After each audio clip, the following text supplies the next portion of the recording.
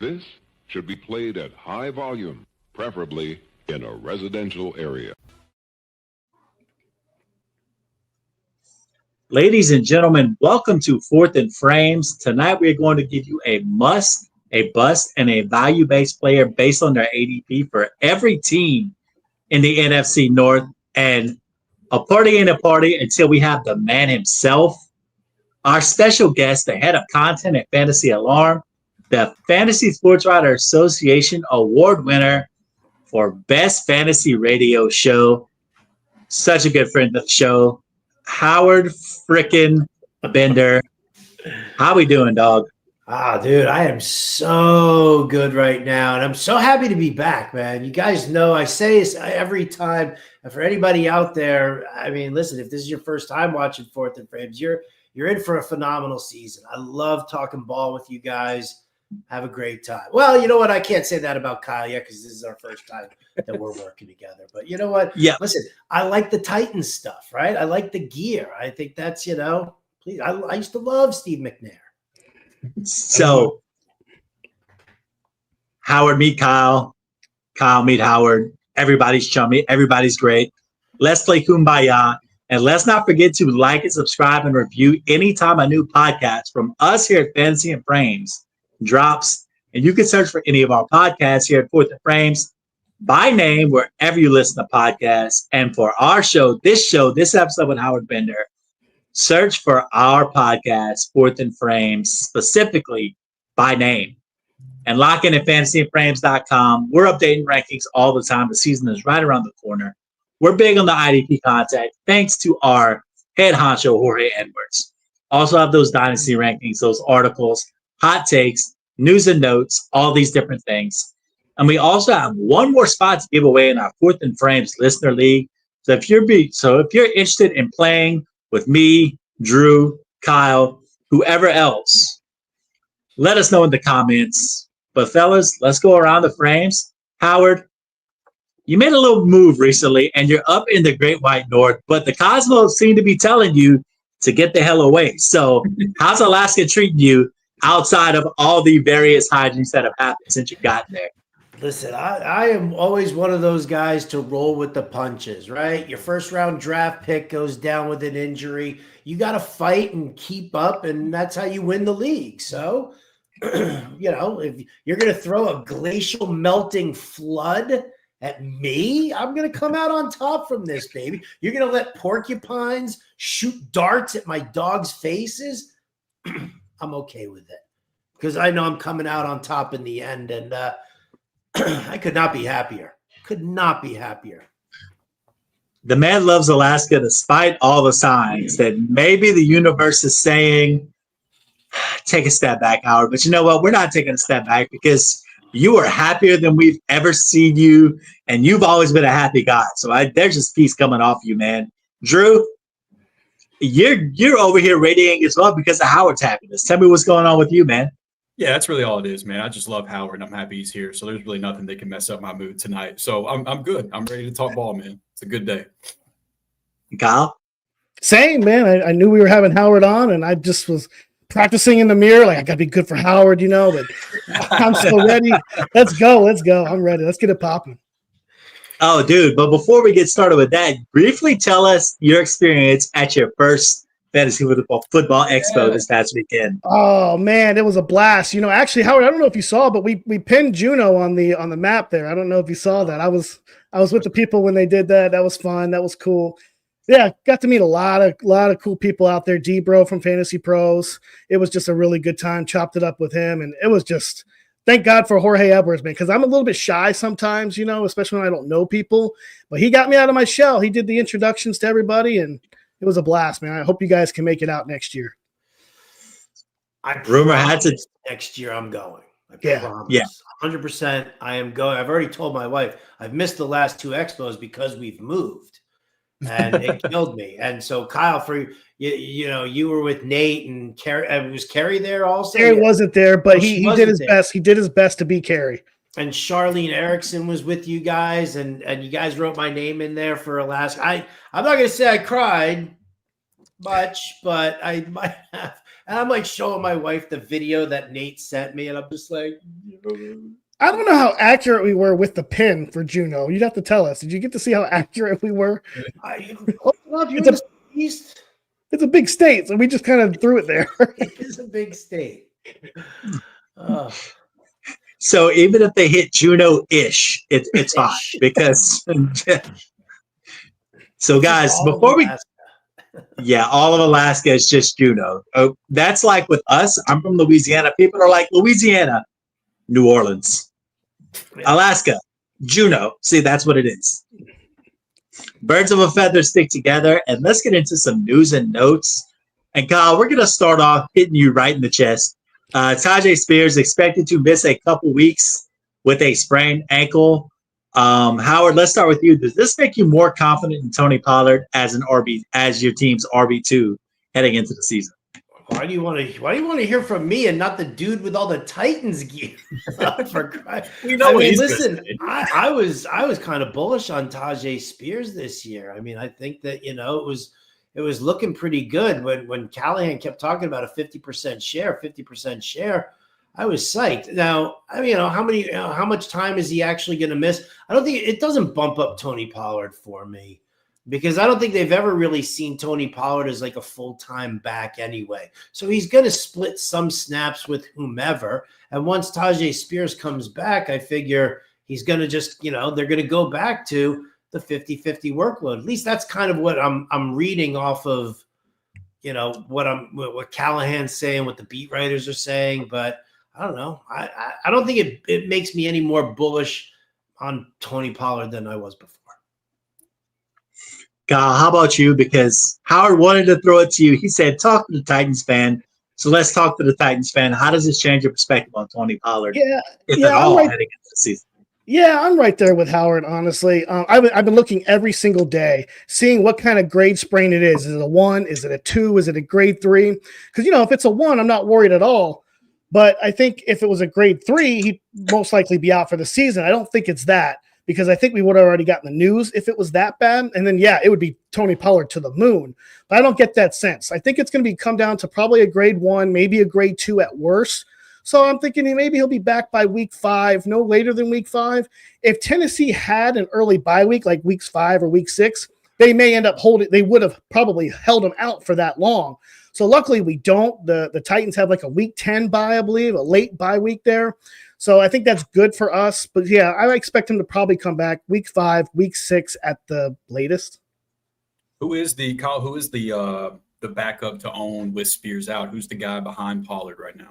Oh man, that's a good question. That's a dart throw. I mean, I like the rookie there, Khalil Mullings, but he's probably more of a dark horse there. That's a very good question, and we may have to throw that one to Howard with his knowledge. What do you think, Howard? I think Mullings is the guy that you want to develop into it, but it'll probably end up being like Julius Chestnut. Not that exciting, right? There's nothing exciting. I do like the name though, Julius Chestnut. Yeah, it's a good name. Mullings' profile, like his draft profile coming into the year was rough. Like he was not a great running back prospect. So I don't know. It's probably a backfield where I'm probably just not worried about a handcuff. Like I'm not. It'll probably be a running back by committee and a committee. Like if Pollard was to go down before Spears gets back, it's probably going to be a running back by committee and a committee that you want to know. What a harsh show that would be. Drew. Don't put that on me. I had to put it out there. I had to put it out there because I'm like in drafts where I don't get Pollard before the Spears injury, I like taking shots at Spears if I didn't land Pollard. And so I feel like it's a question that needed to be asked, but I just right now I don't think there's any other running back worth drafting. But I wanted to make sure the Titans fan didn't disagree. Totally with you. And so moving into a little bit more running back news, probably one of my least favorite developments in the world of training camps the past couple of years has become the vaunted old in, whatever the hell that means. Guys show up and they kind of just hang out. They're chilling. They're like riding the bike and just like playing ping pong and basically just like being annoying. Well, James Cook decided to do that and was rewarded with a 4-year, $48 million extension with $30 million guaranteed. Drew, does this change anything about the way you value James Cook in redraft this year? No, I had him at running back 16, and then I moved him all the way up to running back 16. So there it is. Well played. no changes whatsoever. I still think Ray Davis is going to be mixed in some. But I mean, the reality is it's a high-powered offense with not a ton of pass catching options, at least ones that you're comfortable in. And while some of his production was a little tough to replicate last year with the big plays and the touchdowns and things like that. I mean, the touchdown rate was just like otherworldly and unsustainable. I feel like the touchdown rate coming down is already baked into his price. And so I don't have a problem with where he's going in drafts. I have him a couple spots behind his ADP, but you at least know that he's going to be there to start the year now. So that's a little bit better than we could have felt a few weeks ago, but I didn't move him though. And look, James Cook is just one of those guys where he played like an RB1 at times last year, had a huge touchdown rate. Where he's going and where he's being ranked, which around running back 16, a high level RB2. If you're going in with a robust RB build, he's exactly the type of guy that you want in that spot, which is why he's ranked where he is. So properly rated, I don't think much changes. I'm with you completely on that as well. So before we get into the NFC North and talk about those. You know what? I'm sorry, Rhett. There is something that changes about James Cook. What's that? My level of respect for the dude. Dude's a little bitch. I'm sorry, man. I'm sorry. This is a family show. I apologize. No, let it fly. What a little bitch, man. I said this on the Fantasy Alarm show earlier today. Right? If you're going to sit there off of, back-to-back 1,000-yard seasons, last year was amazing, right? That you're going to come out there and say that you deserve $15, $16 million a year, right? And then you're going to come into camp as a hold-in and, like Terry McLaurin's doing, he's like, oh, my ankle, it hurts. Micah Parsons like, oh, my back. That's why I'm not playing. But we all know what's going on. James Cook was like, business. That's why I'm not playing. Business. Like you look at every stupid update, Roto World, Roto Wire, ESPN, Yahoo, wherever it is, all parenthetical business. Like, so if you're going to cop that kind of an attitude, right? And then you're going to settle for $12 million a year when you've been saying 15 to 16, but you're like, oh, it's 30 million of it's guaranteed. I don't care.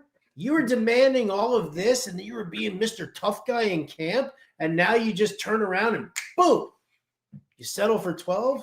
Oh, bitch. Wow. I didn't expect that. That's great. Sorry. Man. Furthermore, talented player I'll draft him. But I have no respect for that guy anymore. That dude's a terrible negotiator. What a perfect segue. Your agent immediately.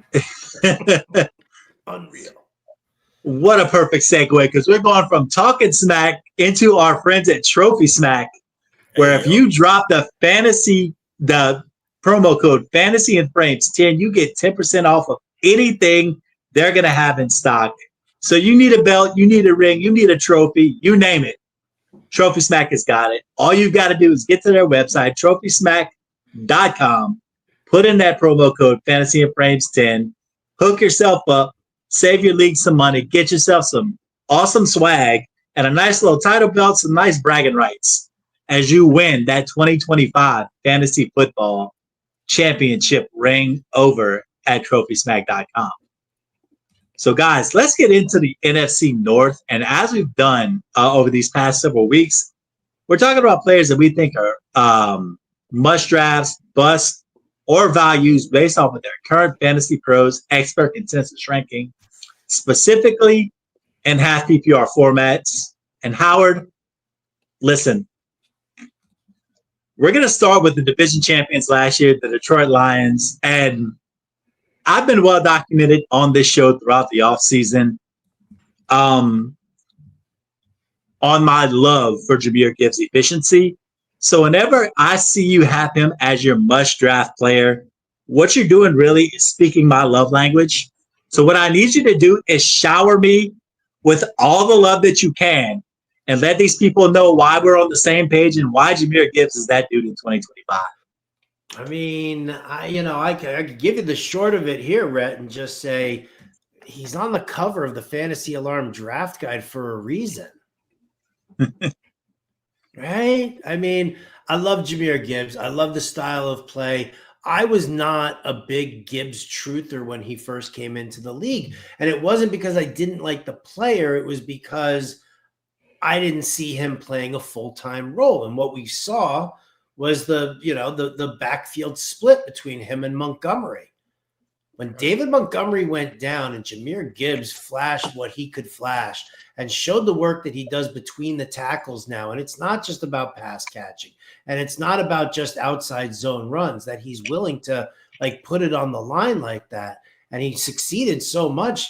Even with David Montgomery back, I still think that they continue to, increase Jahmyr Gibbs's role, and I think we're going to start seeing more snaps for Gibbs and a little bit fewer for David Montgomery.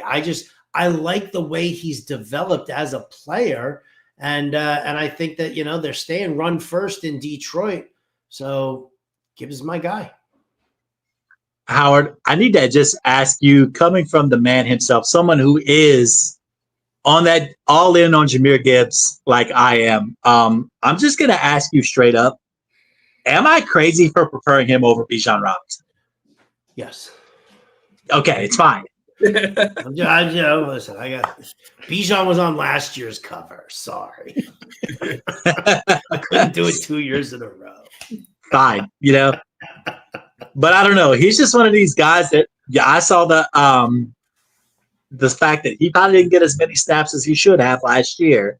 And the fact that on a per touch basis, he was more efficient than Bijan Robinson. And it's one of these things where I look at the efficiency profiles and maybe I put a little bit too much weight into him. Maybe I'm not valuing Bijan's volume of touches enough. But there's just something about Jahmyr Gibbs where exactly what you're saying, if that snap share goes up, I'm thinking it will as well. RB1 is within the range of outcomes, and maybe I'm just banking too much on that, but it's a hill that I've got to die on by now because I've been all in all season. So I'll stand behind you. I'll hold you up. Yeah. I got you. Yeah. I got you. I just love Bijan. So, I mean, I get the the whole thing. I mean, it does profile very well. It's a matter of, like you said, it's volume, it's role. You can be an efficient, strong running back, but if you're not getting the same amount of touches that the other guy's getting 50 more touches than you, that's 2 games worth of work extra that he's getting. So, you definitely have to kind of factor that in. But I will not say anything bad about Jahmyr Gibbs. He is the cover boy after all. So, but Drew, let's move from Jahmyr Gibbs. Let's move to the other half of his backfield, who you have projected as your bust as the ECR running back 20. David Montgomery, he's been real solid for a real long time now, but is this the final of the year where maybe he just underperforms that current ECR a little bit in your mind, or what? Yeah, I mean, I think how you value David Montgomery in drafts really just comes down to if you believe that the 50-50-ish split between him and Gibbs will continue or not. And personally, I just don't think that that's going to be the case. So just given the trajectory with Gibbs' career, he's going to continue to demand more and more touches as the gap in their talent continues to widen, with Montgomery getting older, Gibbs coming into his prime. And even more so in years past, you're going to be hoping that the red zone touches and the touchdown luck continues to be there with Montgomery. And that's a gamble that I just don't really like making. He finished as the running back 13 in points per game last year, which is solid, but he also had the second highest touchdown rate, and Gibbs was right behind him with the third highest touchdown rate. And I do think that the Lions offense is going to take a step back this year. I do think that they're going to score less touchdowns. I mean, it's really going to be really hard for them to sustain what they did last year. And so if you had to bet on which player would be hurt more by the Lions offense taking a step back, if you think that's going to be the case like I do, are you going to bet on the 28-year-old coming off an injury, or the 23-year-old superstar that's still ascending that's going to be hurt more from that touchdown regression? And it's a pretty easy answer for me. And once you move away from the touchdown rate, the rest of the metrics don't look great. Among the 54 running backs that had at least 75 carries last year, he was 44th in explosive run percentage. He was 26th in yards after contact per attempt. And he's not really giving you much as a pass catcher either. We know that that's also Jahmyr Gibbs' role. And so I know that this coaching staff loves David Montgomery, and I have no doubt that as long as he's healthy, he's still going to be a part of the offense. But I don't like drafting guys that are that touchdown dependent, especially in an offense that I'm projecting to take a step back as far as their touchdown efficiency goes this year. And whenever I look at the running back position, especially in those middle rounds, instead of taking, and this is going to be a theme we're going to talk about again later on as well. But instead of taking the veterans that are kind of starting to trend down, I would just rather take shots on guys that I think have more upside. And these guys I'm talking about are behind David Montgomery in the expert consensus rankings. We're talking about R.J. Harvey, Caleb Johnson, and then some more veterans, but veterans that I think have a clearer path to touches, like Tony Pollard that we just talked about, and Isaiah Pacheco. Those are guys all behind Montgomery in the ECR that I have in front of David Montgomery. So the Fantasy Pros ECR has him up at the RB20. I've got him down in RB27, so he's a bust for me. Yeah. And it's a solid case because we've seen with David Montgomery and this Jahmyr Gibbs thing, like both of them, Dan Campbell's going to use two backs. But like you said, you're making a great point about the touchdown rate. It's the reason why we're not as bullish on James Cook, besides the fact that he's apparently a bitch. Shout out Howard Bender. But little bitch. Yeah. You gotta put the little in there. Yeah. Not even a big one, just a little one. He's too small.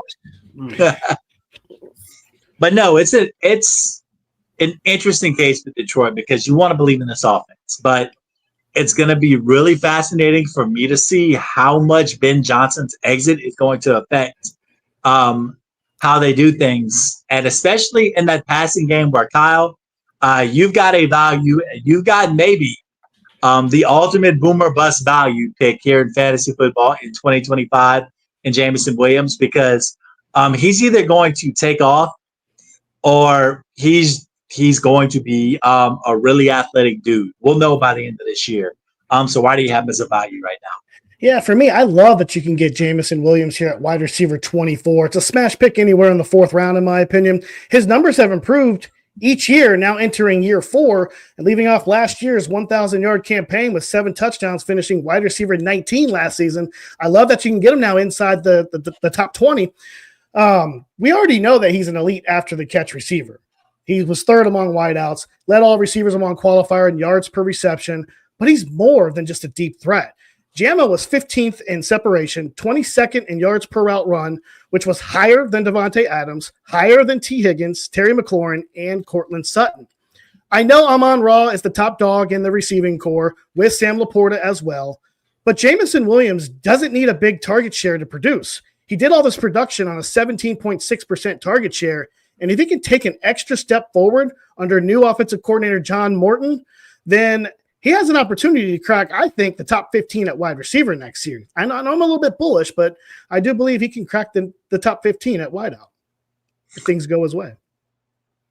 Yeah. Howard, before we move into Minnesota and talking about the Vikings, I want to ask you a question about this Detroit offense. So we know that last year they were hyper efficient. We know that there are a lot of weapons on that offense. We know that everybody's expecting a drop-off in some form or fashion this year for Detroit. So if you had to bank on one guy being a bonus bust, if you will, in this Detroit offense, who would it be? Bonus bust.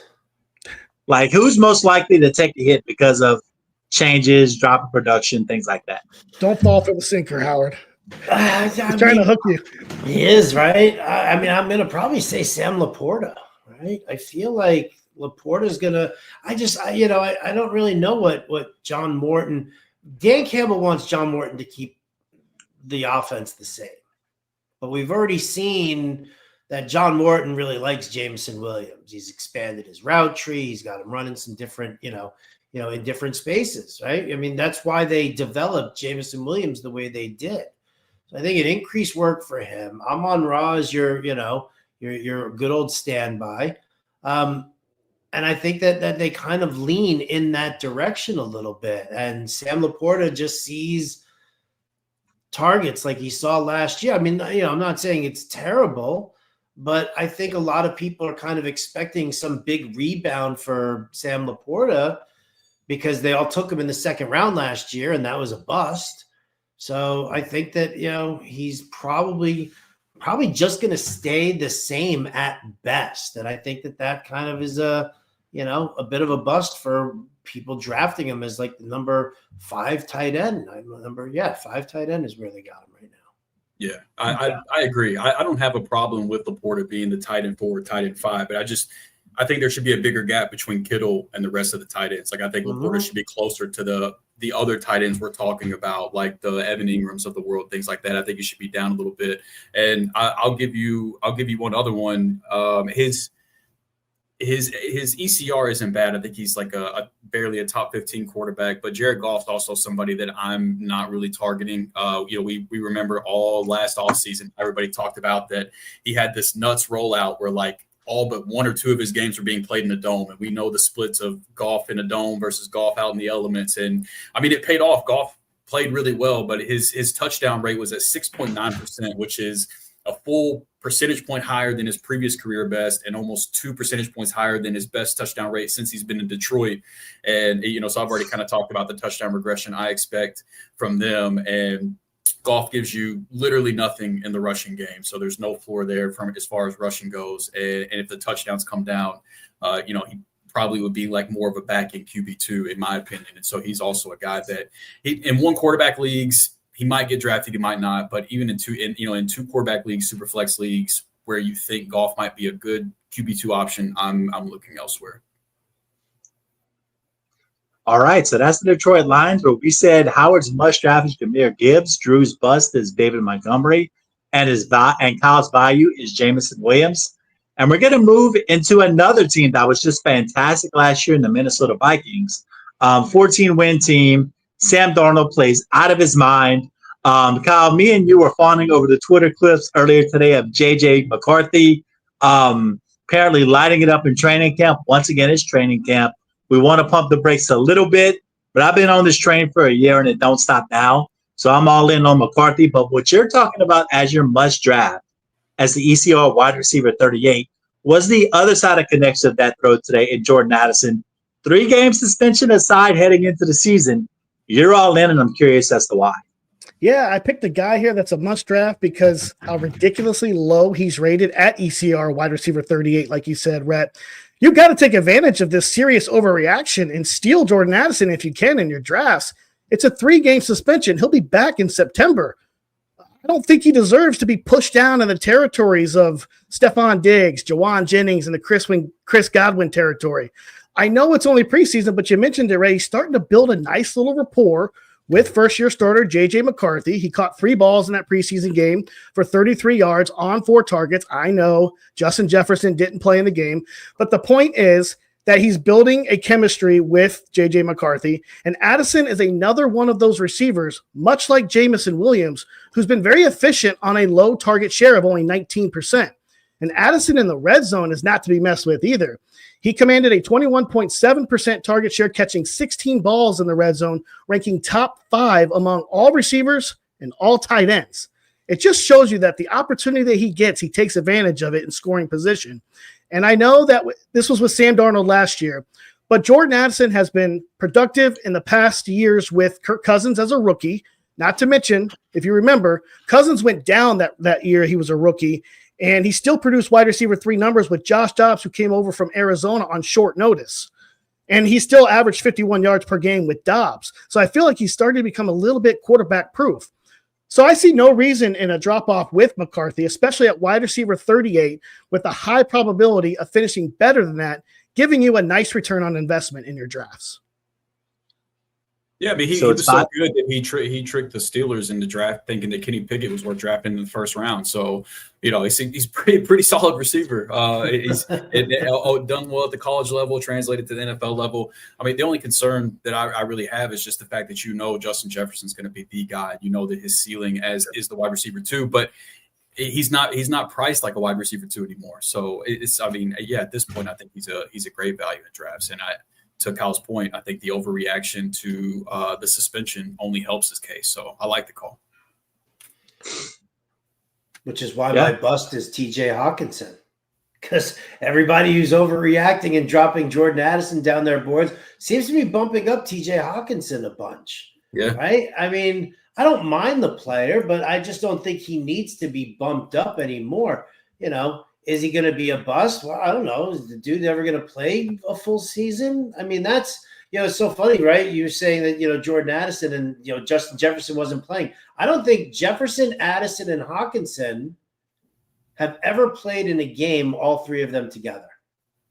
That's serious. Like that's actually truth as far as like injuries go. And, so Hockenson, why are we taking this guy? It's so funny. You can sit there and you can like criticize somebody for taking Christian McCaffrey in the first round because he's injury prone. He doesn't play, full season. See, Rhett was like, I will not stand for this. And he's out of here. He's out. Right. He's like, I love TJ Hockenson. Up yours, Bender. I'm gone. But I mean, like you look at Hockenson, at least McCaffrey was like the centerpiece of the offense. And when he is healthy, he is the centerpiece of the offense. Right. I'm not taking Hockenson as like tight end 6, right? When the dude played 10 games last year, 15 the year before that, then 10 before that, then like 6, then like 7, whatever it was. I mean, he's never on the field on a consistent basis, but yet because of the Jordan Addison, suspension, everybody thinks Hawkinson's going to be like the guy. Give me Jalen Naylor in DFS week 1. Min price Jalen Naylor week 1 DFS. That is going to be like the play because Addison suspended.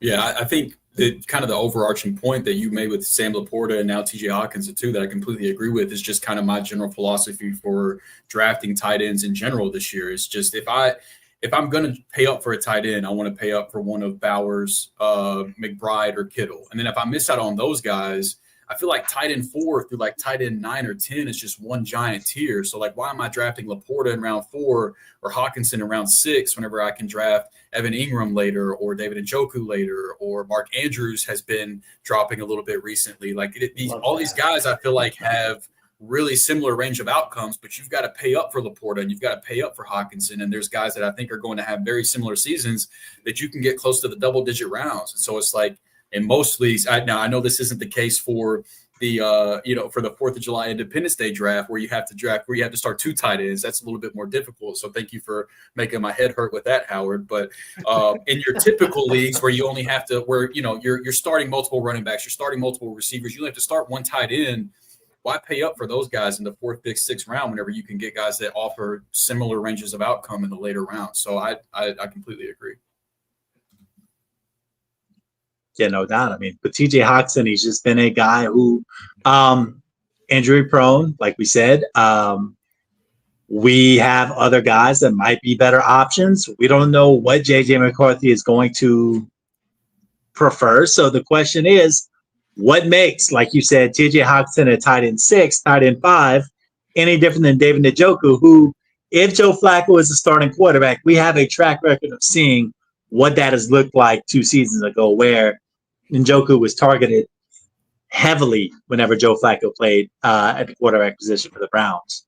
But let's get into your value, Drew, because you and I have kind of been in lockstep on this guy throughout this offseason, kind of banging this drum, kind of drinking the Kool-Aid a little bit ever since we saw the trade and the little baby extension that they gave him, 2 years, $8 million. But Jordan Mason at ECR running back 33, to me, it just feels like such a value because we know Aaron Jones, Sr., has been productive all these years, but the wheels have to fall off at some time. And the Vikings are maybe planning for the future a little bit this year, but this is probably, I would argue, the best plus handcuff that they have in fantasy football this year in Jordan Mason. Yeah, I mean, so not only did they give him a little bit of money, but they also traded for him as well. The Niners got a 5th round pick and a 2026 round pick in exchange for Mason and a 2025 six. So basically, the Niners got an additional 5th round pick in a draft that most people felt was and which I agree was a really deep running back draft. So in a year where the Vikings could have stayed put and just drafted their favorite day 3 running back in this deep class, they made it a point to go out and trade for Jordan Mason, give him an extension. And look, I'm not going to sit here and tell you that Jordan Mason's about to be a 3-down back or anything like that. I do still think that Aaron Jones is the clear best pass catching running back on the team and will have that role on lock.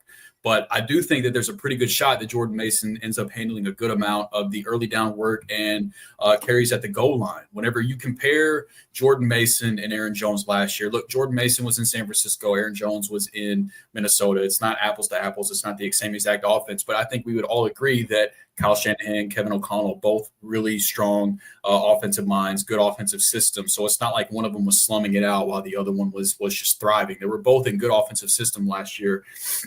And as a runner, Mason had a better yards per carry, a higher explosive run percentage, a better missed tackles forced per attempt, and a better yards after contact per attempt. So I just, as a pure runner, Jordan Mason, to me, he's not the one approaching he's not 30 years old. He's still in the prime of his career. He looks like he's just a better pure runner to me. Even whenever you just turn on the tape and watch it, Jordan Mason looks like between the tackles, he is a better runner. And I'm not the one to try to predict or project someone getting injured, but I don't think you can ignore the fact that Aaron Jones last year in his age 30 season played 17 games for only the second time in his career, and he had a career high in carries. I'm not about to bet that that's going to repeat itself again this year. So whenever you look at the Fantasy Pros ECR right now, Mason is around guys that I just don't think are very good running backs like Javonte Williams and Jaylen Warren. I'm sorry if anybody's a fan of those guys. I just don't think that they're great running backs. And then he's also around some guys that I think would need to have an injury in front of them to have a role, like Zach Charbonnet. Like, I think Charbonnet is a great running back, but Kenneth Walker, if he's healthy, has been the guy. And so Charbonnet, you kind of need an injury to happen. And with Jordan Mason, obviously he would also benefit from an injury like Charbonnet would, but I think that Mason will have standalone value even while Aaron Jones is healthy. And so I think that he's a guy that you can play in your flex while Aaron Jones is healthy, and then he has that contingent upside if something was to happen to Aaron Jones. So the Fantasy Pros ECR has Mason at running back 33. I've got him slightly ahead of that at running back 31, so he's a value for me and somebody that I'm targeting for drafts right now. I have a question for you, Drew, and Howard, you can answer it too. Because in the Fans Classic, in the 6th round, I'm drafting in the 14th slot, right? And in the 6th round, I took Aaron Jones. But in the 8th round, Jordan Mason was there, and I'm looking at it, and I was doing like a 0 RB kind of build. And I said, you know what? I'm going to do it. I'm going to handcuff Jones with Jordan Mason there in the first pick of the 8th round. So my question for you guys is, would you have done the same? Would you handcuff Aaron Jones or not? The only concern I would have with that is Kevin O'Connell loves to pass the shit out of the ball. And I don't know if there's going to be enough touches for both running backs to go around that you can feel good for starting both. Like, once you get into the weeds of the bye weeks and things like that, I don't know if you might find scenarios where you look at the projections for the week and Aaron Jones and Jordan Mason look like the 2 best options to throw on your flex for that week. But are you going to really feel good flexing both Minnesota running backs, on a team that the rushing attempts might not be extremely high? Now, on the other side of that, they also have what you can see. He's not technically a rookie, but he's basically a rookie in J.J. McCarthy. So maybe Kevin O'Connell, due to having a less experienced quarterback, dials the passing attempts down a little bit and focuses on the run a little bit more and goes like that. It just and Howard, you can let me know if you disagree, but whenever I'm in drafts, typically I don't like drafting both guys that are that close together. I kind of like to just kind of make my bet on which guy I think is going to be most valuable. Like if I'm taking CMC in the 1st round, I don't have a problem with taking Garendo in the double digits just to kind of ensure myself. But Aaron Jones, Jordan Mason are close enough in drafts to where I'm basically just planting my flag on one or the other and moving along. But I I get where you're coming from in the sense of Minnesota's a great offense. I'm just gonna lock down that backfield, and whoever ends up being the guy, I've got one or the other. So I don't. It's not how I draft necessarily, but I get where you're coming from. No, and you know what, Drew? I don't really usually do that either. But like in the format, it's PPR. I'm thinking, okay, Aaron Jones gets all the catches to get down to the goal line. Jordan Mason, from all reports, going to be the goal line back. Maybe he punches it in for me, and it can work out like that. Because, like you said, you believe Jordan Mason's got standalone value as well. So that's where I was. Yeah. So that's where my head was at during the draft. Howard, do you draft, like, do you typically pair up the starter with the backup, anything like that? It depends on the situation, right? Like if you're talking Kenneth Walker and Zach Charbonnet, 100%. Yeah, 100%. Because to me, what it is you're not so much. It's not so much that you're investing in the player as much as you're investing in the system, right? And that's, you look at the usage rates of Aaron Jones, and they were actually surprisingly strong for the offensive scheme that Kevin O'Connell tends to run. Now I agree with you also that there is some standalone value here for Jordan Mason. This is one of those situations also because maybe because I don't really believe all that much in Aaron Jones, that if I were to take Aaron Jones, it would, like, for me, it would be mandatory to take Jordan Mason, to handcuff him, because it's just, I'm locking down that backfield. I'm probably not going to use them both ever together unless we see something more. Like you said, if they shift from pass heavy to rushing more, and we start seeing like good solid touches, then maybe you consider it. But as it stands right now, I think that Aaron Jones is the lead back. Jordan Mason will have some standalone value. It's almost like, I'm not going to say it's like, like Pollard and Spears almost. Little Devontae Freeman, Tevin Coleman action from the Atlanta days. Yeah, there you go. Oh, you like that? That would actually hurts my soul, Drew. That one actually, holy cow. And that was Shanahan.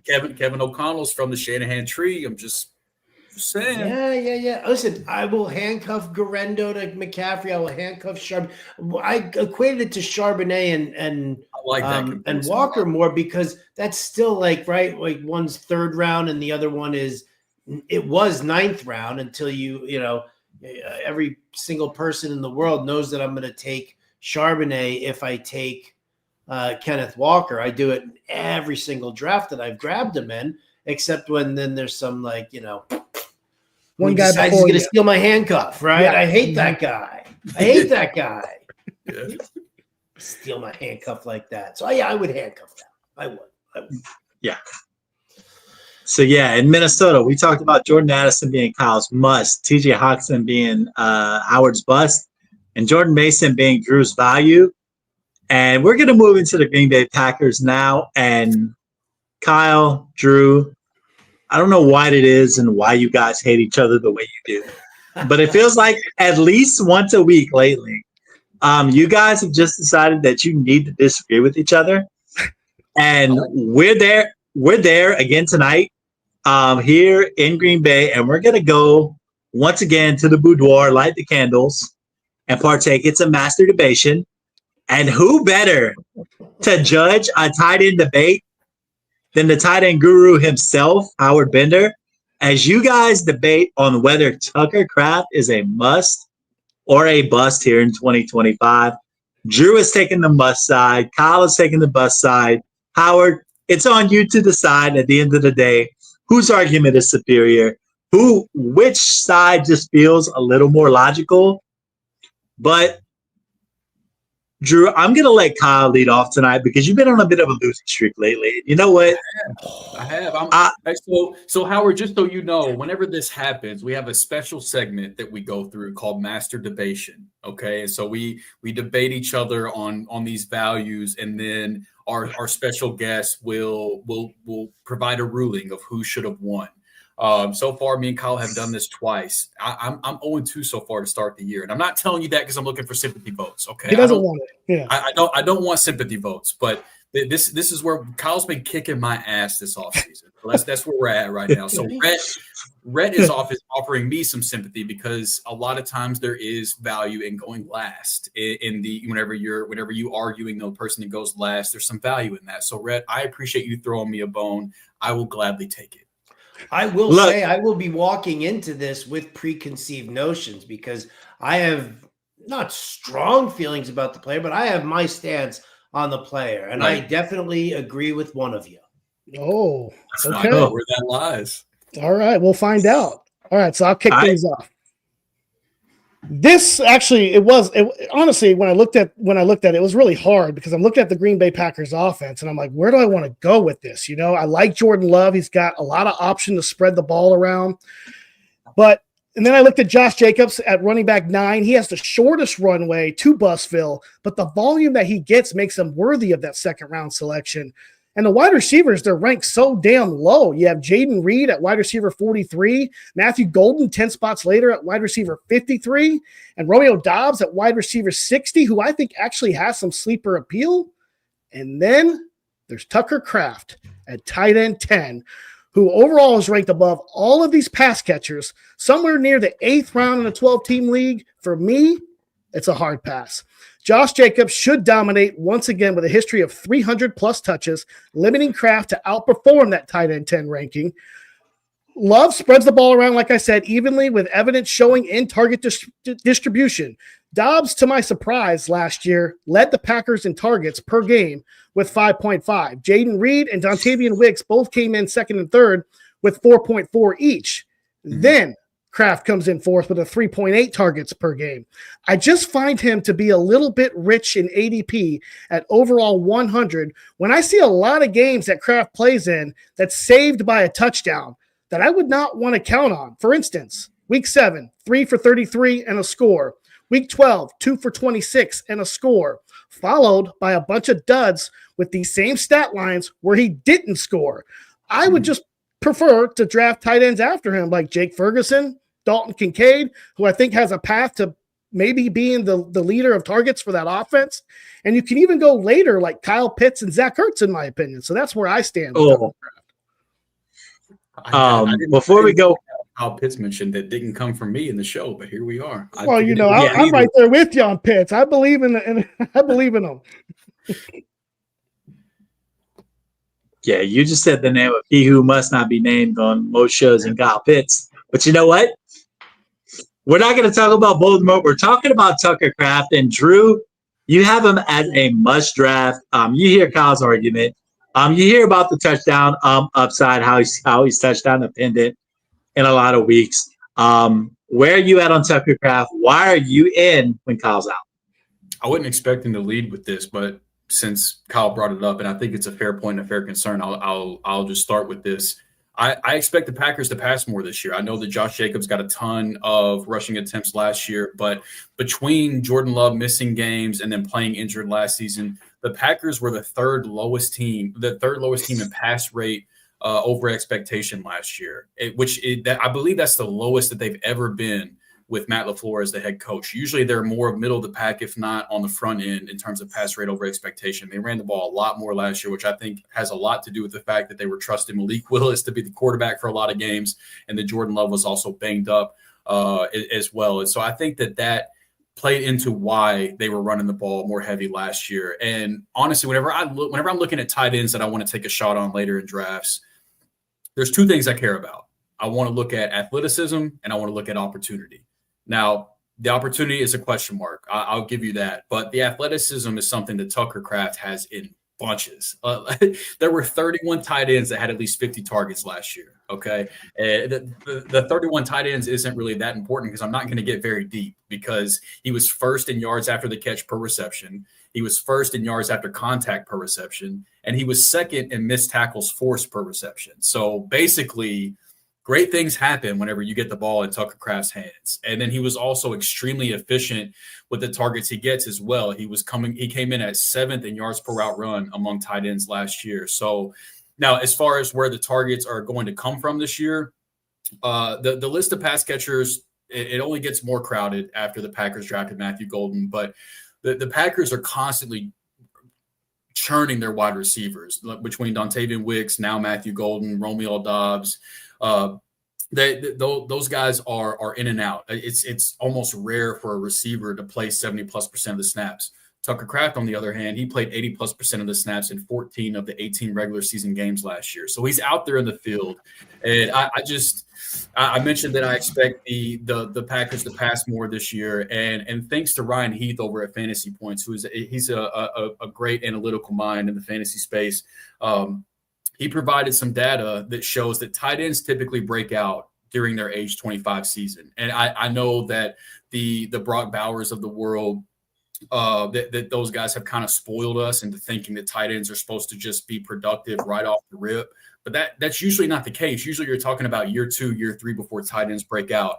And age 25 is typically when that happens. That's usually whenever they have the biggest increase in their fantasy points. And if you guys want to take a guess in how old Tucker Kraft is going to be this year? 25. 25? Yeah, he's going to be 25. Yeah. and So was Dalton Kincaid. Yeah, and good transition because I'm getting there. I don't know how you guys draft, but whenever I'm taking shots on late round tight ends, I'm shooting for upside. And so whenever I like some of these guys, Kyle, that are going after him, you mentioned Jake Ferguson. I mean, we got CeeDee Lamb, George Pickens at a minimum ahead of him. He's at best the third target in that offense. Same goes for Dallas Goedert, who's right there around him. I don't see the upside cases for those guys. That those just feel like safe picks in an area where I don't have any interest in taking a safe pick on the tight end. And then Dalton Kincaid, he has a clearer path to targets than Tucker Kraft for sure. But find me any metric out there that makes it look like that Dalton Kincaid has the ability to capitalize on those targets in the same fashion that Tucker Kraft could if he sees an influx in targets. Like there was just he had the outlook of all outlooks in terms of no target competition and elite quarterback, and he did jack shit with it. And so I can't take a shot on him over Tucker Kraft. And now I will admit a couple other guys, Tyler Warren, Colston, Loveland, a couple of the rookies, they are intriguing and they're going right there in that same area. And they could be anything. They could even be Tucker Kraft. And so just give me the guy that I've already seen produce at an incredible level on a per touch basis in an offense that I think is going to pass more. But we don't really know who the targets are going to go to. So just give me the guy that's going to constantly be on the field that's at the age where he's in the prime for a breakout. So for me, Tucker Kraft, he's a must-draft player. He is the guy, he's the tight end that I think is most prime for a breakout. And if I don't take one of Bowers, McBride, or Kittle early on, I'm very likely just waiting for Tucker Kraft and taking him later. They have spoken, Howard. And you have an opinion. You said it ahead of time. You had a preconceived notion. Did any one of these fellas change your mind? Whose argument, at the end of the day, is the streak snapped or do we extend it another week?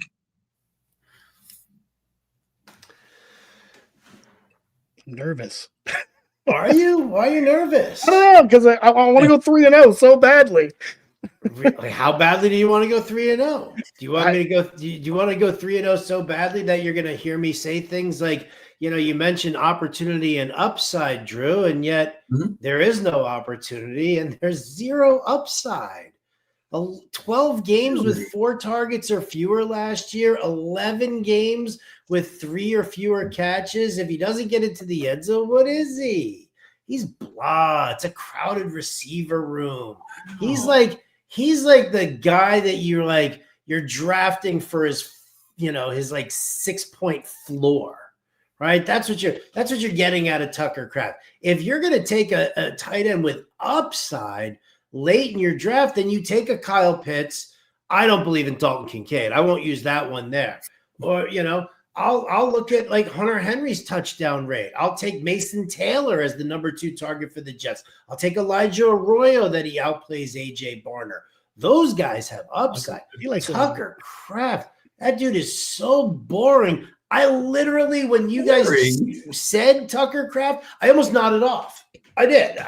He's terrible. He's just not one of those guys who I'm like, I mean, if he doesn't break one of those rando 60-yard busted coverage touchdowns that Austin Hooper made me the tight end whisperer on, right? Like, I mean, that was like that. That was, it's like those fluke kind of rando things.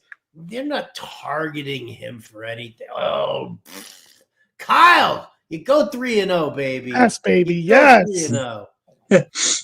And not only retiring, I can't. I'm never going He's to gonna throw the headsets any minute. And and here's the funny thing is, like, Drew knows how much I love Drew's analysis, right? I've talked about it constantly. I brought him into Sirius XM just so that like people would like know who he was. Yeah. But in this case, my friend, you're wrong. I can appreciate that, Howard, and I'm still happy to come on and debate you on Tucker Kraft as well. This does not have to end here. Dude, let's do it. Let's go toe to toe all season long. We'll do like one segment like each week and just be like, this is where Howard bashes Drew and Tucker Kraft. I have more fun talking whenever I have a lot more fun talking with people whenever they disagree than whenever we're just in lockstep with everything. So I have no issues with that. Kyle, I thought it was a great job. Thank you, sir. This segment You're is the worst. really. You're like my least favorite Fourth and Frames host right now. I'll take it. That's all right. These are great guys, so I can deal with that. I get it. I'm the new guy in Tucker town. Kraft's a snooze. The new man in town. The guy that breaks more tackles among any tight end in the league per touch. How many points do you get in fantasy crazy. for a broken tackle? He was like 20 something among tight ends and targets and still finished top 10 in fantasy points at the position. So even if the targets just come up a little bit, just a little bit. You don't have to do anything. Look, boom. What I just did right there made me a top 10 tight end in fantasy. Right? It doesn't take anything to be a top 10 tight end in That's fantasy. so true. If you're shooting you're for not wrong 10, okay, go ahead. No, that's the 4. I'm not shooting for that. That's the 4. I'd rather take Tyjae Hockenson in the 6th round. Oh, you're so disgusting. Wow, that's so gross. The amount of vitriol I'm gonna skip to the breaking. I'm gonna skip to the hot takes right now. And this wasn't gonna be my hot take, but I'm just gonna go ahead and put it. Tucker Kraft's gonna outscore Tyjae Hockenson this year. Oh, saucy. I mean, I'll take that action. I'm not betting on Tyjae Hockenson. That dude's going to play 4 games this year. Exactly. That's the hot take. Tucker Kraft, who plays 17 games, is going to outproduce Tyjae Hockenson, who plays 10. Go Laporta, Drew. You go Laporta. Considering you just said you would take Hockenson in the 6th. He got no marbles. You just hit me with a major league reference. Oh my god, man! I'm just getting buried. Oh, I gotta. Oh my goodness! I'm gonna say some prayers. I'm gonna go talk to Joe Boo. There you go. I got Drew's nutsack right here. Here it is. No huevos. I love it. Sam Laporta. Look at my hot take, dude. Look at my hot take. That's a hot take, baby. Listen, I don't know why we just turned into putting Drew through the grinder, but let's get back on track. Howard, we mentioned the crowded Packers receiving room, and nonetheless, you're taking a Green Bay Packer wide receiver as your value play. I feel like I've been down this road a couple times already, and I've been burned most of the times I went down this road. So, Howard, you're smarter than me. You've been in this game a lot longer than me. Talk me into Romeo Doubs. I don't need to talk anybody to Romeo Doubs. He's a free pick, right? I mean, what's his ADP? 800? And nobody touches this guy. But I'll tell you what, if I'm sitting there in like round 14 or 15 and I've got guys like this is like the way you draft. If you're shooting for the moon, right? You've got Travis Hunter and you took Xavier Worthy. And you've got all these high upside, but really low floor kind of guys. Sometimes you need safe and boring, right? Like the wide receiver version of Tucker Kraft, if you will. in the sense that, it's like you got Adam Thielen, you got Romeo Doubs. Doubs is just a guy that you're going to get 6 to 8 points from as like through the bye weeks, like, mix and match based on who he's facing. But he's a free pick. He's a good guy who you are going to move in and out of your lineup, especially when the bye weeks happen. And you know what? You take him, and if you get like hit with injuries, you're not really that upset about dropping him either. So free pick at the end of your draft.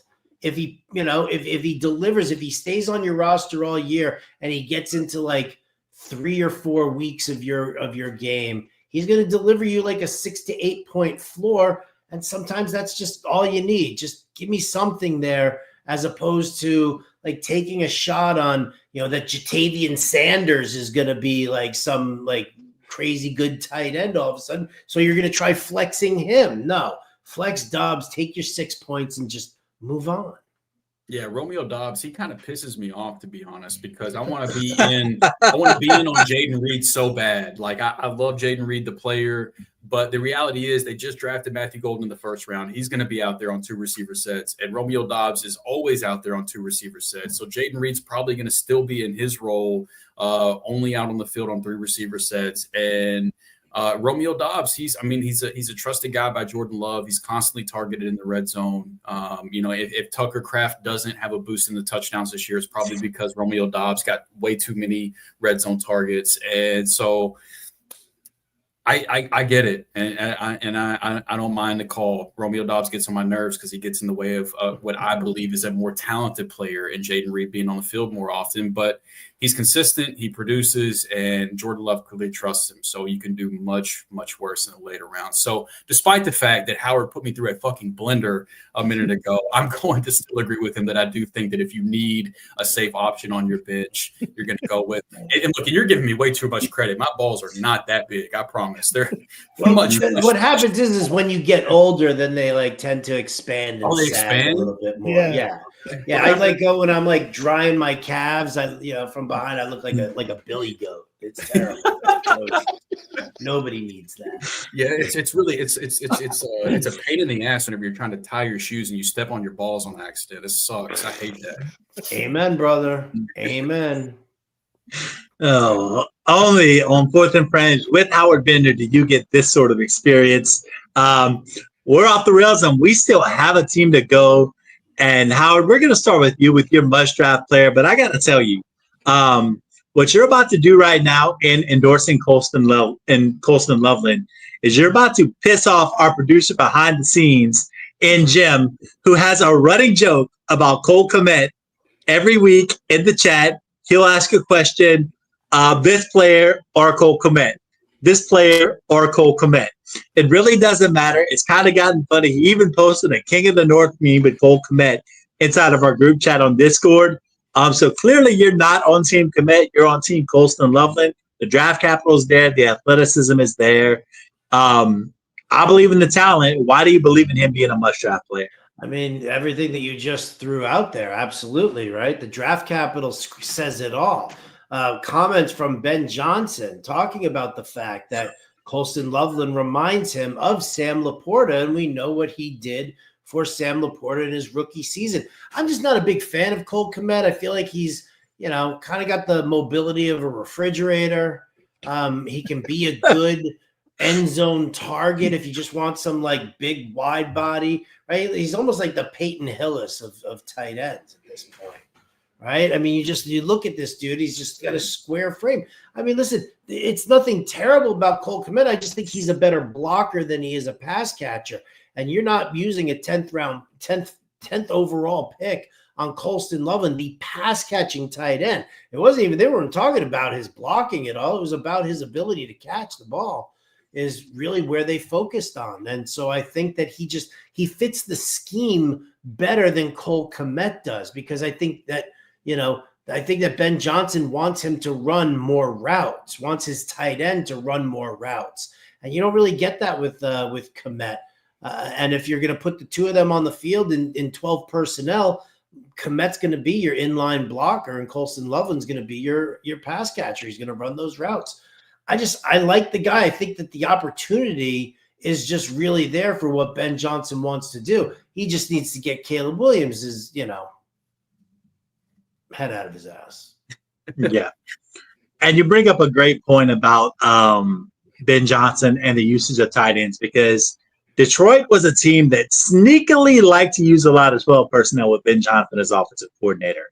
And there was the guy who kind of stayed in line and blocked. And then you had the Laporta guy who had some versatility, flexed out from time to time, just did all these different things. So it's very obvious what Ben Johnson is trying to do, and he's trying to rebuild that Detroit offense as much as possible. Even in drafting Luther Burden, by the way, I'm not in on it all, but it is interesting that he's just kind of reassembling the Avengers in his own way in Chicago. So I like Luther Burden, but I have a follow-up question for you, Howard. Just staying on the rookie tight end theme here. Tyler Warren, Colston, Loveland, they're going like 7 picks apart in best ball right now. So if you have to pick a rookie tight end, are you still rolling with Colston, Loveland, or do you prefer Tyler Warren at that point with him being so close? That's a tough one. I think I'm gonna lean. I think I'm gonna probably lean Loveland over Warren slightly. I think the opportunity is there. I like what Tyler Warren's doing. I also happen to like Caleb Williams, even though he's like having some trouble picking up the offense. I like him more than I like Daniel Jones, and certainly more than I like him like Anthony Richardson. I mean, there's just Tyler Warren's incredibly talented, and he's probably going to make some really spectacular plays because he'll like find a way to catch a ball that's thrown 72 feet above his head. But I think that for what the offensive scheme is that Ben Johnson wants to run, I think he wants to get his tight end a little bit more heavily involved than maybe the Colts do. I mean, the Colts, you still have Alec Pierce and Michael Pittman as a play. Josh Downs is there too. Mm-hmm. So I think they both have, all things being equal, I just think the opportunity is going to be there a little bit more for Loveland. I like that. Granted, I've got Tucker Kraft above both of them, obviously, but you really? Are you okay? Did you get hit in the head or something? I feel like it's very obvious I'm not. Are you being held hostage? You look like you might be being held hostage having to say that. Yeah. Tucker Kraft's dad is actually over here with a gun to my head, making sure that I pump him up. But after Tucker Kraft, I have the 2 rookies, Colston, Loveland, and Tyler Warren back to back. So I just wanted to make sure I had them in the right order. That's all. Blink twice if you're okay, Drew.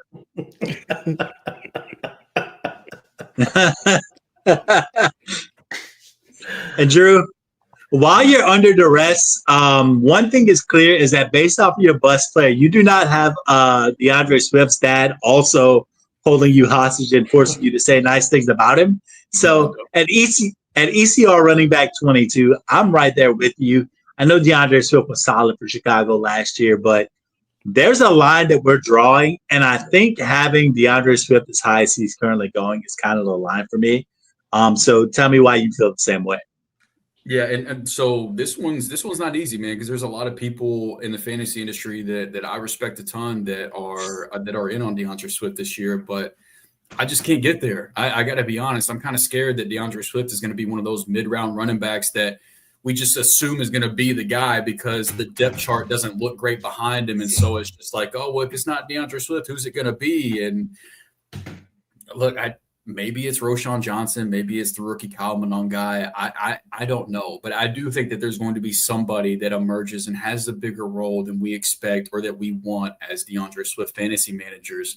And I know that Ben Johnson, DeAndre Swift, they've got chemistry together. Johnson was the offensive coordinator back in 2022 with DeAndre Swift, and Swift averaged 5 targets per game. I get that, and that sounds good without the context. But then you also have to keep in mind that Tyjae Hockenson only played 7 games that year, and so it was basically second year Amon-Ra St. Brown, who was solid. But then after Amon-Ra, it was guys like Khalif Raymond and Josh Reynolds that DeAndre Swift was competing with for targets. So, if Khalif Raymond is my second option in the passing offense, I'm probably going to draw up targets for DeAndre Swift too.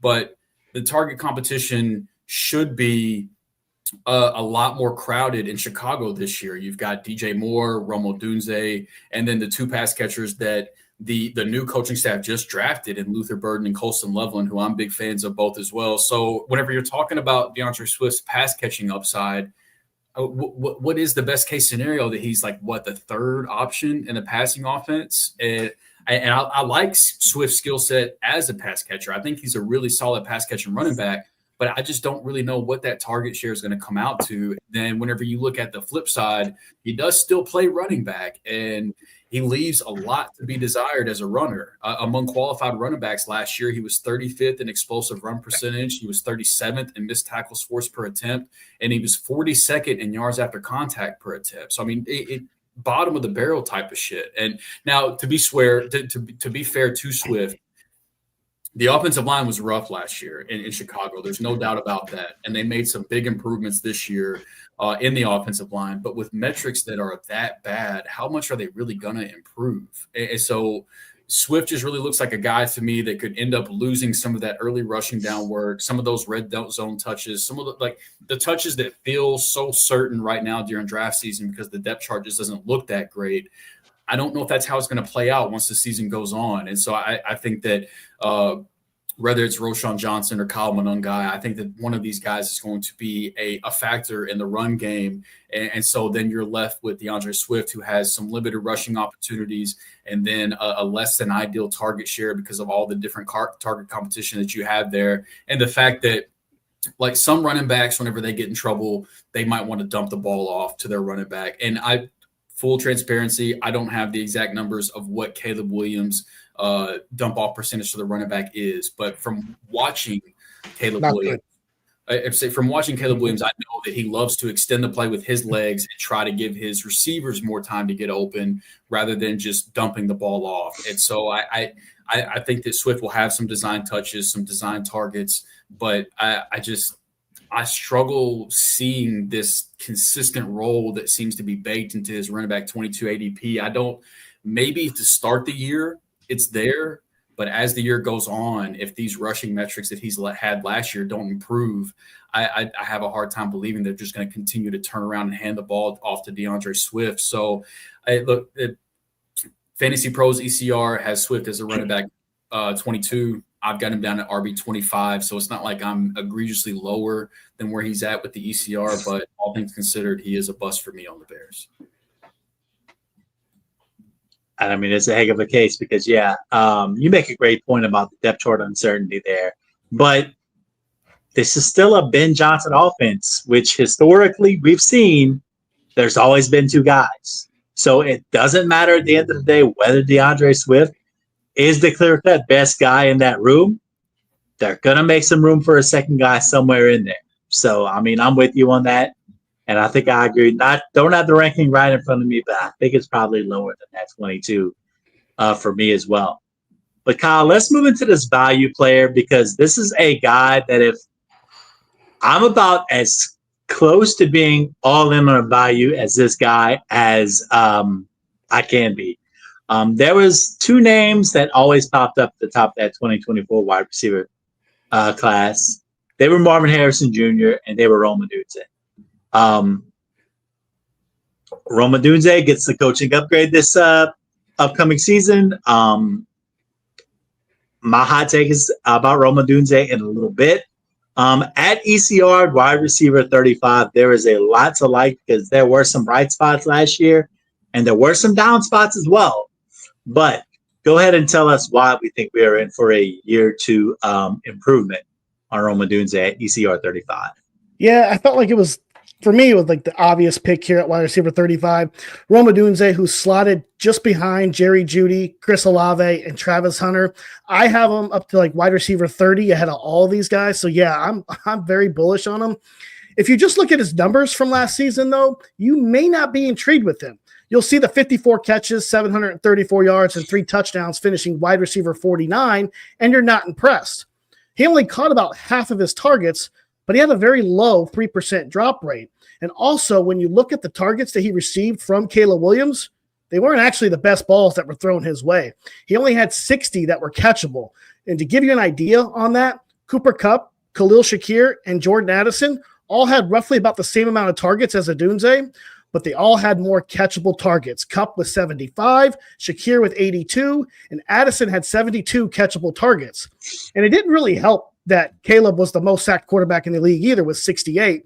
CJ Stroud was a far second. I think he had like 52 sacks. But the Bears, as Drew mentioned, they addressed the offensive line this year, bringing in Pro Bowler left guard Joe Thuney from the Chiefs, Jonah Jackson as well, and Drew Dahlman to anchor down the middle at center. I expect Caleb Williams to have a much better guidance under Ben Johnson opposed to Matt Eberflus. So if Caleb can take that step forward in his development, then I do think Rome Odunze can crush this ADP, and we could see him finishing as a low-end wide receiver too, in my opinion. Yeah, we're kind of in lockstep on that. Before we get into our bold predictions and get out of here, Howard, I have one more Bears question for you. I saw you kind of cringe at the mention of Caleb Williams. I'm going to give you a little bit of an open floor here to say what's really on your mind about Caleb Williams in 2025. You know what? I don't really have anything on Caleb Williams. I hope he succeeds. I hope this offense clicks for him. I really do. It's so funny when you say you're out on a player, or you're disappointed in certain things. Like you think that like I'm like rooting against the guy because I want to be right. No. I don't want to be right. I want every single player to succeed. Why? Because that just makes football better to watch. Right. So I don't really have anything bad to say about that. I will throw this out here about Swift and Odunze. And I'll be real quick because I know we're running over and stuff. I was very bullish on DeAndre Swift. The more I see from Roschon Johnson and Kyle Monangai is what's kind of pulling that away. But I was actually believing in DeAndre Swift. I took him in in a bunch of early best ball drafts only because he was the only ticket in town. And and if Ben Johnson, if there was any negative, people like said, well, he wore out his welcome in Detroit. Maybe Ben Johnson wasn't the reason that he left Detroit. Maybe it was, somebody else that said, get him the hell out of here. I can't stand this guy. So there seems to be a connection there and whatever. But I do see now, more of the backup guys and possibly Roschon Johnson being like a crazy touchdown vulture, which would make me nuts. Rome Odunze, the thing that worries me about this, and it's not it's not something that's proven. This is what I'm watching for right now. In Washington, he was the featured wide receiver in Ryan Grubb's system. Ryan Grubb loves to focus on one guy, and then every other receiver is all about misdirection and drawing coverage away, but they want the ball in that one guy's hands. We saw Grubb do it with DK Metcalf for the first 3 weeks. Metcalf got hurt, so they started doing it with Jackson Smith-Njigba. And then even when Metcalf came back, they were still so focused on Jackson Smith-Njigba because it was working that, they kind of stayed with that. Rome Odunze was that guy in Washington, right? He was the featured guy in Washington. Is he able to give us, like, we had a certain expectations of him because what we saw him do in college was so great. Moving to the NFL, he's not the focal point of the passing attack. And does that kind of, are we still valuing him based on what we saw as the centerpiece in Washington versus, him sitting with the Bears right now? That's my only thing. I want him to do well, and I hope that he does. I have plenty of shares of Odunze. I've taken him at that value. That's just my one, if I'm going to criticize or say anything bad about any player, that would be my one, I wonder. That's a fair. Yeah, it is. I'm like, Caleb Williams is really interesting because we're excited about all these different pieces of the Bears offense. Like we're in, a lot of people are in on DJ Moore, Romeo Odunze, Colston, Loveland, but we don't want to draft the guy that's going to be throwing all the ball. Right? So isn't that always the way though? Like Puka, right? We want Puka Nacua, we want Devontae Adams, but hell no. Nobody wants to draft Stafford. Forget that. Yeah. Yeah, so right now, Goff is the quarterback 13 in best ball. Caleb Williams is the quarterback 14. Drake May is the quarterback 15. I would much rather take shots on Caleb Williams and Drake May over Jared Goff personally. And I won't lie to you, the DeAndre Swift bust call does make me a little bit nervous because I'm a DeAndre Swift fan. Like when coming out of college, I was a huge DeAndre Swift believer, and I was not a Roschon Johnson believer. I do not think that Kyle Monangai was a good college prospect. Like, his production profile did not look great at Rutgers. His analytical profile does not look good. Like, I don't really necessarily like the players in the backfield, but Swift's advanced metrics don't look good either. And so it's just one of those things where I feel like I could see it shaking out a little bit differently than how we all think. But it does make me a little bit nervous because Swift is the only back in that backfield that I've ever believed in at any point. And so it makes it tough because there's not a specific guy behind him that I think is just going to be this strong option to take over. But I don't know. It doesn't seem, based on how Detroit's offense operated with Ben Johnson there and now coming into Chicago, I find it hard to believe that they're going to have a consistent guy there. But yeah, I'd be lying if I said it didn't make me a little bit nervous to put it out there. But that's what the rankings I have say. So you got to stand behind it. Yes, sir. Sure enough. So that is the NFC North, guys. We talked about the must in Detroit. In Minnesota, you had Jordan Addison as your must, Tyjae Hockenson as your bust, Jordan Mason as your value. In Green Bay, we debated whether Tucker Kraft was a must or bust, and Romeo Doubs being a value. And then in Chicago, Colston Loveland was Howard's must, DeAndre Swift was Drew's bust, and Rome Odunze was Kyle's value. But let's get into some bold takes, bold predictions from the league, from the division before we get out of here. Howard, you said it was spicy. You said it was scorching. You said it was bold. Ain't no denying it, brother, so let them know. I think Jameson Williams outpoints Amon-Ra St. Brown this year. Ooh. We're looking at, there's a definite shift going on there. I like the way Detroit developed Jameson Williams. And I said this earlier. They've expanded his route tree to make him a more, just a wider used, pass catching option. It's no longer, they never wanted him to just be the deep threat. And so I'm watching them kind of expand his route tree a little bit more here in camp. John Morton seems to really like him a lot as well. And you look at Amon-Ra St. Brown, right? Like, he's got like a shrinking ADOT, right? He's turning into like that possession receiver. In a PPR format, he's got great, numbers because he's going to see volume and he's going to help move the chains. But there's just something about Jameson Williams who, to me, just is a more explosive guy. He's more likely to pop a 40, 50-yard touchdown and still come away with 6 catches in a game than right. I think, Amon-Ra St. Brown. I think Amon-Ra is going to have his volume, but I mean, I think the big games that we were used to seeing from Amon-Ra, right? Because how many times do we see, like a nice 10 catch, 125-yard, and a touchdown? Like, we love that, but that just seems to be coming a little bit less and less as Jameson Williams is blossoming a little bit more. So I'm just gonna say that there, Jameson Williams, hot take. Yeah, I don't think it's it is a hot take based where you look at where they're going. But I already talked about how Goff had that outlier touchdown rate last year, and then whenever you look at Amon-Ra last year, I mean, the volume was still solid, but he had the lowest amount of targets since his rookie year. But yet he had a career high in receiving touchdowns. And so it's just like the targets are lower than they've ever been, but yet somehow the touchdowns are higher than they've ever been. Something's got to give at some point. And so J-Mo is obviously much less dependable on touchdowns. And so I don't mind the call at all. Thanks, buddy. Hey, even if you shit on me all show, I'm still going to show you. I'm not shitting on you personally. It's your take on Tucker Kraft. That's it. That's got a duker on it, 100%. Going to give us your bold prediction out of Minnesota this season. All right, so the running back split. Everyone pretty much has Aaron Jones as the lead guy there for Minnesota, but my hot take is Jordan Mason takes reign of that backfield, maybe 60-40. And in case that's not hot enough for you, how about the Vikings winning the division? All of their tough out-of-division games are home. The Eagles, the Bengals, the Commanders, and Ravens are all home games for the Minnesota Vikings. So I think they win the division, the Minnesota Vikings. Drew, take us to Green Bay. Take us to Green Bay. Oh, y'all thought I was done with Tucker Kraft?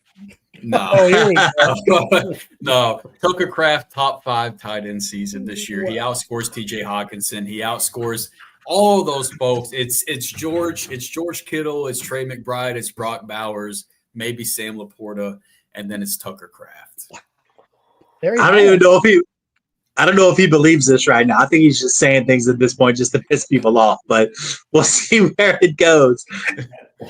One thing about me is if somebody disagrees with somebody, I'm just going to double and triple down. Like I'm not going to let somebody disagree with me and be like, oh, okay, I'm going to completely change my stance. No, I'm stubborn as hell. I'm just going to double and triple down. Dig those heels in. Do you have Tucker Kraft in the Independence Day Invitational, our 2 tight end league?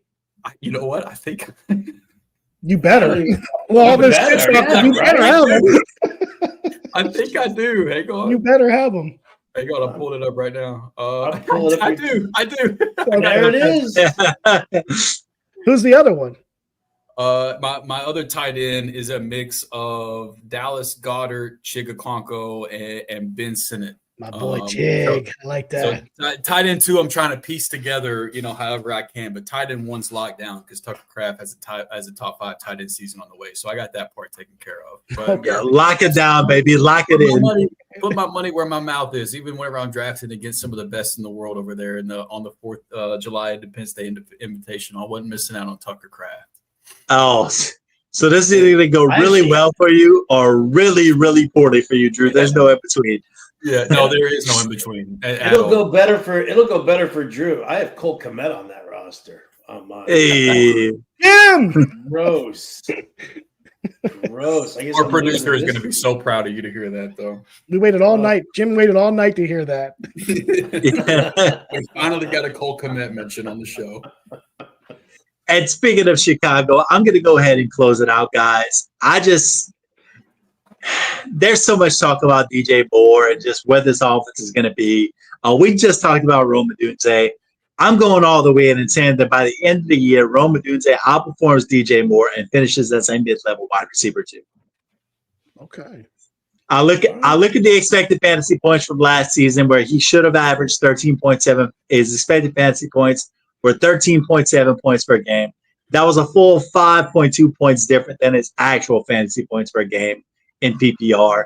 I mean, that's those sort of numbers, the catchable target rate that Kyle mentioned earlier, that's exactly what it is. He in some cases last year was a victim of bad luck.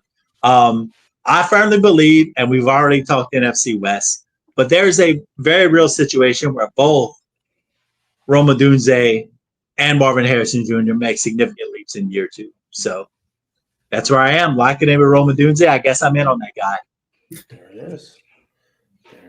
All right. So before we get out of here and before you guys go get another draft, do not forget to get with our friends at Fast Draft and download their app and use the promo code FRAMES. And that'll get you a first-time deposit match of up to $50 in credits. You can play the Origin Scam where you're drafting only rookies. Shout out Common on Guy.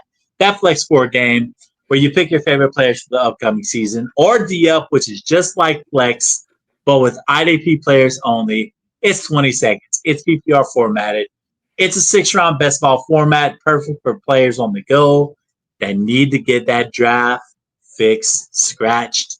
Again, that promo code is FRAMES. That's going to earn you a first-time deposit match of $50. Fast Draft, start drafting faster.